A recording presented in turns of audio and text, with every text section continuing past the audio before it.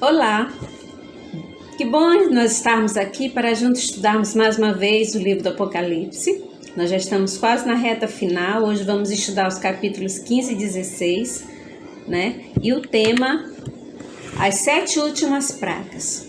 A primeira parte do capítulo 15 é o Cântico de Moisés e do Cordeiro. Está relatado lá no capítulo 15, verso 3 e 4. Diz assim: E entoava o cântico de Moisés, servo de Deus, e o cântico do Cordeiro, dizendo: Grandes e admiráveis são as tuas obras, Senhor Deus Todo-Poderoso.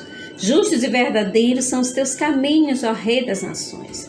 Quem não temerá e não glorificará o teu nome, ó Senhor? Pois só tu és santo. Por isso todas as nações virão e adorarão diante de ti, porque os teus atos de justiça se fizeram manifestos. Este cântico será entoado pelos salvos na ocasião da volta de Jesus, ok? Mas quando que cairão as 7 últimas pragas?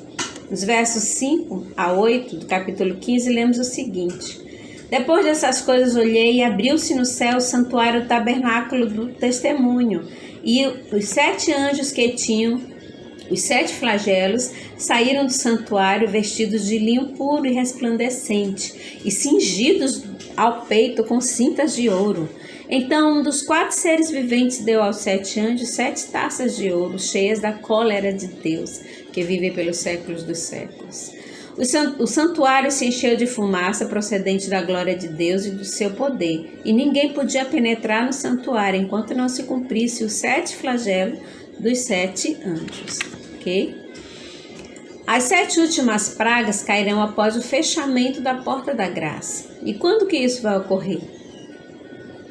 Isto é representado pelo santuário cheio de fumaça e ninguém podia entrar, pois era no santuário que estava ocorrendo o ministério de Cristo. Ou seja, a porta da graça vai se fechar quando Jesus encerrar o julgamento na fase do juízo investigativo, que nós já estudamos. Esse juízo teve seu início no ano de 1844, né? E vai encerrar próximo à volta de Jesus, ok? E nesse período só haverá 2 grupos: o povo de Deus, aqueles que foram selados com o selo de Deus na testa, de acordo com Apocalipse 7, 2 e 3, nós já estudamos sobre isso, e os seguidores da besta, os que receberam o selo ou a marca da besta na mão e na testa.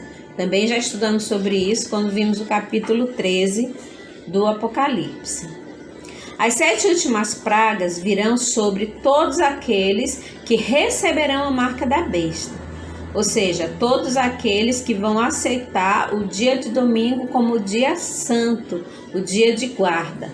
Isso nós já estudamos no Apocalipse 14, do verso 9 e 10. Ou seja, as últimas pragas cairão quando já não houver mais oportunidade de salvação. Todos já estarão com seu destino definido, de acordo com a decisão que cada um fez, ok?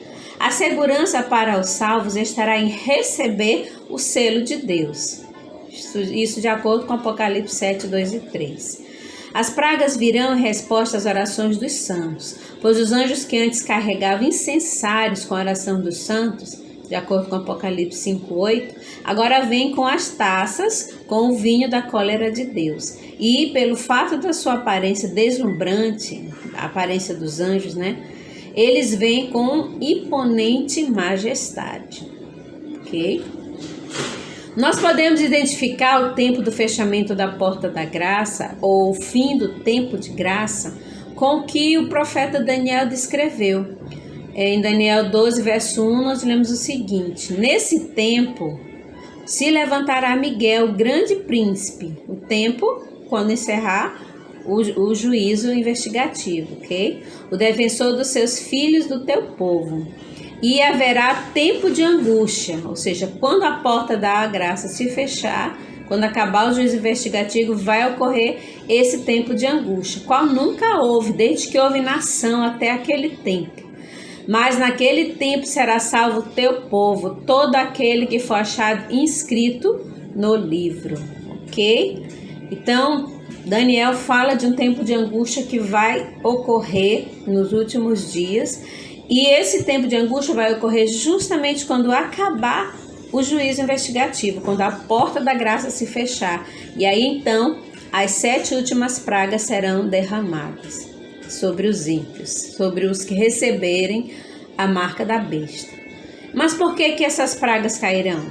Verso 1 do Apocalipse 15, nós lemos o seguinte: vi no céu outro sinal grande e admirável, 7 anjos tendo os 7 últimos flagelos, pois com este se consumou a cólera de Deus. Ou seja, a ira de Deus é a razão da queda das 7 últimas pragas. Parece meio estranho, né? Nossa, Deus irado assim vai derramar as pragas por causa disso. Mas para que a gente entenda essa questão, vamos voltar um pouquinho no Egito Antigo. O povo de Israel estava escravizado. Chegou o momento de ele ser libertado, né, lá do Egito. Mas Faraó resistiu persistentemente em não permitir a saída dos israelitas. Foram necessárias, então, todas aquelas pragas, no total de 10 pragas, né, que o povo do Egito sofreu, justamente por causa da teimosia de Faraó em não deixar o povo de Israel sair. No final dos tempos vai ser algo semelhante. Deus tem tido paciência e misericórdia todos esses milênios. Então chegará o dia em que o pecado tem que ser destruído. Infelizmente, todos os que não quiserem deixar o pecado terão de ser eliminados juntamente com ele, né? Ou seja, a ira de Deus demonstra quão ofensivamente terrível é o pecado aos seus olhos. Isso nós encontramos no livro de Isaías, no capítulo 59, verso 2. Ao mesmo tempo, mostra como Deus trabalha para o livramento do seu povo, ok? Então, a queda das pragas tem essas duas finalidades. Mostrar quão terrível é o caráter do pecado aos olhos de Deus, para julgar os ímpios, né? E também mostra o trabalho de Deus para libertar o seu povo, ok? Estas pragas serão simbólicas ou literais? O Apocalipse, ele não é um livro totalmente simbólico, né? Os estudiosos creem que essas pragas serão literais, mas nós devemos ressaltar o seguinte: pelo fato delas ainda não terem se cumprido, devemos ser cautelosos quanto a isso. Também não podemos minimizar os seus efeitos, né? Pois é o vinho da ira de Deus preparado sem mistura, de acordo com Apocalipse 10, 14, né? Os seus efeitos serão terríveis, queridos, e devastadores também. Elas não serão mundiais, porque se elas fossem mundiais, a Terra totalmente seria destruída. E não ia sobreviver ninguém para ver a volta de Jesus. Ou seja, elas vão ser locais. Elas podem ocorrer simultaneamente em determinados locais, mas elas não serão mundiais, ok? E sobre quem cairá a primeira praga? E o que acontecerá com esses que receberem essa primeira praga? Apocalipse 16, 2 diz o seguinte: saiu, pois, o primeiro anjo e derramou a sua taça pela terra, e aos homens portadores da marca da besta e os adoradores da sua imagem sobrevieram úlceras malignas e perniciosas. Úlceras malignas e perniciosas vai acometer a quem? Aos adoradores da besta, certo? Semelhantemente à sexta praga que caiu sobre os egípcios, está lá em Êxodo 9, verso 11. Assim como os israelitas foram preservados, o povo de Deus também será preservado.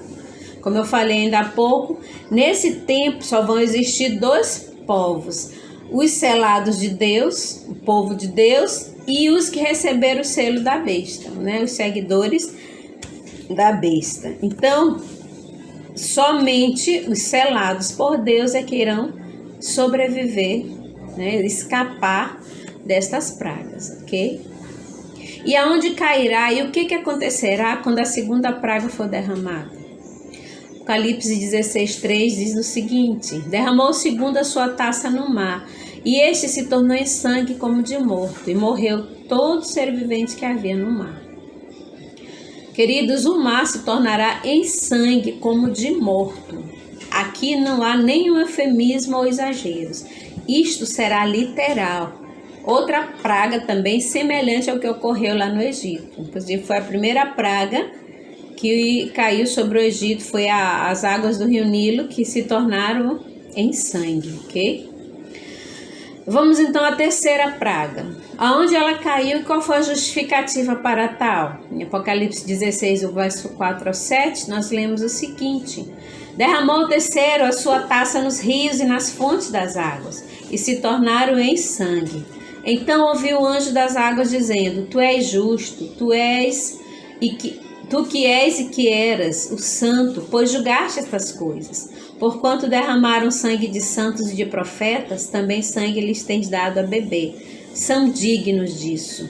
Ouvi do altar que se dizia: certamente ao Senhor Deus Todo-Poderoso, verdadeiros e justos são os teus juízos. Ok? Então, nesta praga, o anjo faz uma menção à justiça de Deus em vingar o santo dos santos, o sangue dos santos que foi derramado. Os ímpios, eles começarão a pagar pelas crueldades que eles fizeram com o povo de Deus. Ok? E o que ocorrerá com o sol quando o quarto anjo derramar a sua taça? Apocalipse 16, 8 e 9. O quarto anjo derramou a sua taça sobre o sol, e foi-lhe dado queimar os homens com fogo. Com efeito, os homens se queimaram com um intenso calor e blasfemaram o nome de Deus, que tem autoridade sobre estes flagelos, e nem se arrependeram para lhe darem glória. Nesta praga, o aquecimento do sol causará muitas queimaduras nos adoradores da besta e da sua imagem. E eles ainda vão culpar a Deus pelos seus maus atos. Ou seja, durante esse período, o Espírito Santo não estará mais entre os ímpios para convencê-lo dos seus pecados. Porque quem nos convence do nosso erro é o Espírito Santo. Mas a porta da graça já se fechou. Não há mais intercessão. Não há mais intercessor. Jesus já encerrou o julgamento. Ou seja, os ímpios, eles vão apenas blasfemar contra Deus, colocando a culpa em Deus por eles estarem sofrendo todas estas pragas, ok? Como eles não podem mais se convencer, nem se converter dos seus pecados, o que resta para eles apenas é blasfemar contra Deus. Então, o que vai ocorrer quando o quinto anjo derramar a sua taça? Apocalipse 16, verso 10 e 11, lemos o seguinte: derramou o quinto anjo a sua taça sobre o trono da besta, cujo reino se tornou em trevas, e os homens mordiam a língua por causa da dor que sentiu, e blasfemaram a Deus do céu por causa das angústias e das úlceras que sofriam, e não se arrependeram das suas obras. Mais uma vez aqui a questão do arrependimento. Não vai mais, o Espírito Santo não estará mais agindo no coração dos ímpios. Então eles não têm mais como se arrepender. Esta praga cairá especialmente sobre o trono da besta que emerge do mar. Vocês lembram que nós já estudamos sobre isso? Essa besta que emerge do mar é o papado. Ou seja, o local onde está a sua sede. O seu poderio será desmascarado e as pessoas verão a impotência do seu poder ante as pragas. Ou seja, quando estas pragas começarem a cair, a máscara do papado vai cair também. As pessoas então verão que eles não têm poder nenhum contra estas pragas. Ou seja, o dragão, ele havia dado grande autoridade a essa besta. E agora ela vai ser muito humilhada. Todas as pessoas verão a sua humilhação, porque a praga vai cair justamente sobre o trono da besta. Eles ainda estarão sofrendo as consequências da primeira praga. Isto mostra que as pragas, elas serão consecutivas, ou seja, não haverá intervalo de tempo, e a blasfêmia contra Deus continua, ok? E o que vai ocorrer quando o sexto anjo derramar a sexta taça? Apocalipse 16, do verso 12 ao 16, lemos o seguinte: derramou o sexto a sua taça sobre o grande rio Eufrates, cujas águas secaram, para que se preparasse o caminho dos reis que vem do lado do nascimento do sol. Então vi sair da boca do dragão, da boca da besta e da boca do falso profeta 3 espíritos imundos semelhantes a rãs, porque eles são espíritos de demônios, operadores de sinais, e se dirigem aos reis do mundo inteiro, com o fim de ajuntá-los para a peleja do grande dia do Deus Todo-Poderoso. Eis que venho como vem o ladrão. Bem-aventurado aquele que vigia as suas vestes, para que não ande nu, e não se veja a sua vergonha. Então os ajuntaram no lugar que em hebraico se chama Armagedon. Ok. Uma possível explicação para o secamento do rio Eufrates, das águas do rio Eufrates, pode ser o ocorrido na questão da queda de Babilônia. Foi através do desvio do curso do rio Eufrates que Ciro conseguiu invadir e derrubar o Império Babilônico. Este fato foi o início da libertação do povo de Deus do cativeiro babilônico, e assim os judeus puderam retornar para a sua pátria, né? Ou seja, nós já vimos que Babilônia se refere a todo o sistema que age contra Deus. Então, esta praga ela está diretamente ligada à queda do sistema satânico que se levanta contra Deus para a libertação final do seu povo. Assim como a última praga que os magos do Egito conseguiram imitar for a das rãs, assim também esta será a última tentativa de Satanás de falsificar a obra de Deus. Ou seja, as 3 mensagens angélicas versus 3 espíritos de demônio. Mais uma vez a gente vê aqui a contrafação de Satanás. Assim como Deus tem 3 mensagens angélicas, 3 anjos proclamando mensagens de advertência, o diabo também vai enviar 3 espíritos de demônios para enganar os líderes de todo o mundo, as pessoas em todo o mundo, ok? Mas o que é essa guerra do Armagedon? Há muitas especulações quanto a esse tema, né? Alguns entendem que a guerra do Armagedon refere-se à Terceira Guerra Mundial, enquanto várias potências bélicas em algum lugar no Oriente Médio vão se juntar, né, para fazerem essa guerra. Outros entendem como uma guerra que ocorrerá devido à grande demanda de petróleo nos países árabes. Mas sabemos que uma terceira guerra mundial reduziria o planeta ao pó. E a palavra de Deus diz claramente que é somente a volta de Jesus que vai destruir este mundo. E então ele criará novos céus e nova terra, ok? Ou seja, a questão de uma terceira guerra mundial entre as nações está fora de cogitação. Aceitamos a interpretação desta praga como ela sendo simbólica, né? Por exemplo, o Armagedon refere-se à última grande batalha entre o bem e o mal, entre Cristo e Satanás. É o último confronto que vai haver entre as forças do bem e do mal. Mas uma outra explicação também para o secamento do rio Eufrates pode ser entendido como a retirada do apoio popular, né, ao falso sistema religioso do tempo do fim, conhecido como Babilônia, da mesma forma que o rio Eufrates era a fonte de provisão dos babilônicos. Ou seja, como a quinta praga caiu sobre o trono da besta, as pessoas então reconheceram que foram enganadas. E aí então eles vão retirar o seu apoio ao poder da besta, certo? É uma outra interpretação que a gente pode considerar também, certo? Como eu falei no início, como essas pragas ainda não ocorreram, a gente não pode ter certeza realmente de que é isso que vai acontecer.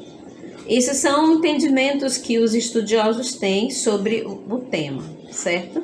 A Batalha do Armagedon será um conflito de extensão mundial, que reunirá homens rebeldes e espíritos maus contra o Criador e seus fiéis seguidores, seus leais seguidores, tendo como resultado final a eterna libertação do povo de Deus, ok? Essa é a explicação principal sobre a questão da guerra do Armagedon, a batalha do Armagedon. É a libertação do povo de Deus. E que acontecimentos ocorrerão quando o anjo derramar a sétima praga? Apocalipse 16, de 17 a 21, lemos o seguinte: Então derramou os 7 anjos a sua taça pelo ar, e saiu grande voz do santuário, do lado do trono, dizendo: Feita está. Então sobrevieram relâmpagos, vozes e trovões, e ocorreu grande terremoto como nunca houve igual, desde que há gente sobre a terra. Tal foi o terremoto, forte e grande.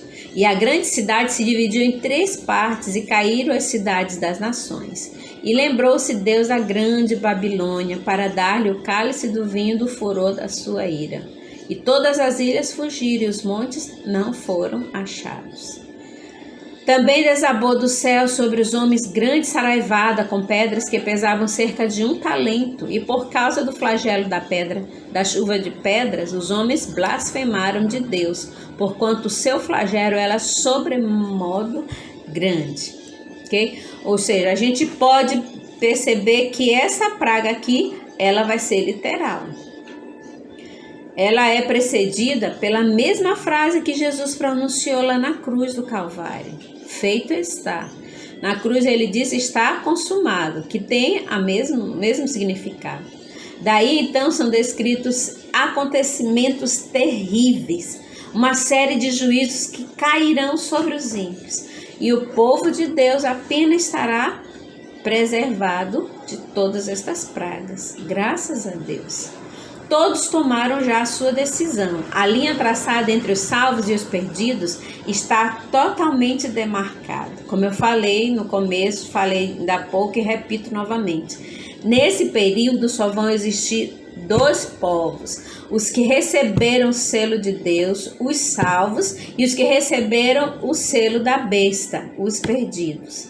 Só o que resta acontecer aqui agora é o aparecimento do nosso Senhor nos ares, para resgatar seus amados e destruir os ímpios pelo fulgor da sua glória, ok? Essa última e terrível praga, ela vai preceder a volta de Jesus. Logo que ela cair, em seguida, Jesus retorna.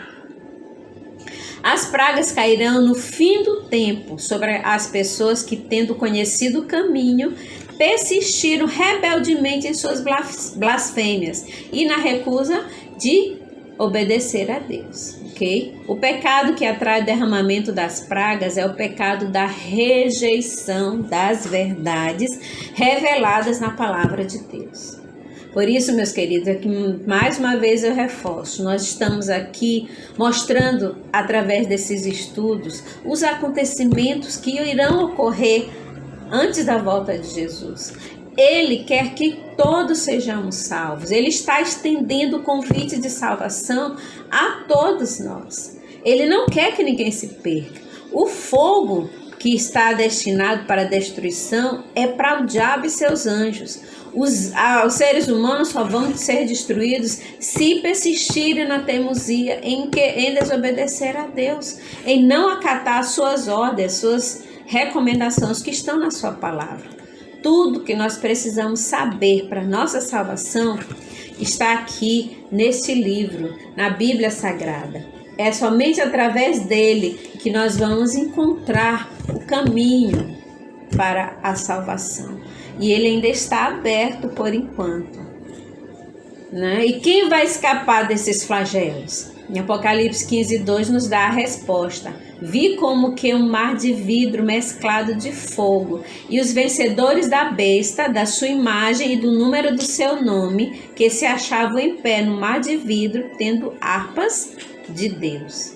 Ou seja, todos aqueles que venceram a besta e a sua imagem e não receberam o seu selo, nem o número do seu nome, estes serão os que vão escapar dos flagelos. Deus deixou a sua palavra, meus queridos, para podermos conhecer esses acontecimentos e termos a oportunidade de escapar deles. Através de uma vida de entrega e santidade ao Senhor, reconhecendo o sacrifício de Cristo como o único meio de salvação pela graça, mediante a fé e obediência aos seus mandamentos, ok? Hoje é o dia de salvação. Hoje é o tempo de nós virmos plenamente a Deus, pois que nada existe entre nós e Ele, senão uma grande porta aberta, numa extensão tão vasta quanto a do próprio céu. Mas um dia essa porta vai se fechar. E aí então, quem tomou a sua decisão de estar ao lado de Cristo vai ser preservado desses flagelos. Mas aqueles que recusaram atender aos apelos de Deus, que vão receber o selo da besta, infelizmente eles irão sofrer as consequências. Então, queridos, hoje é o dia de salvação. Jesus está oferecendo esse convite para você. Como eu sempre falo no final dos nossos estudos, busque a Deus em espírito de oração, de humildade, clame a Ele, peça a Ele esclarecimento, que Ele revele para você a sua vontade. Jesus diz que todo aquele que vai até Ele, Ele jamais vai lançar fora. Então, se entregue a Jesus, busque conhecer, busque saber a vontade de Deus para a sua vida. E leia a Bíblia, leia a sua palavra, porque todos aqueles que aceitaram o sacrifício de Jesus, que tiveram uma vida dedicada a Ele, que aceitaram o seu selo no seu coração, esse então vai ser salvo. E eu espero que você esteja entre eles, porque eu quero estar e estou fazendo de tudo para que eu esteja entre os salvos. Eu quero ter você também como meu irmão na Nova Jerusalém. Que Deus te abençoe e que te dê a sua paz. Fiquem com Deus.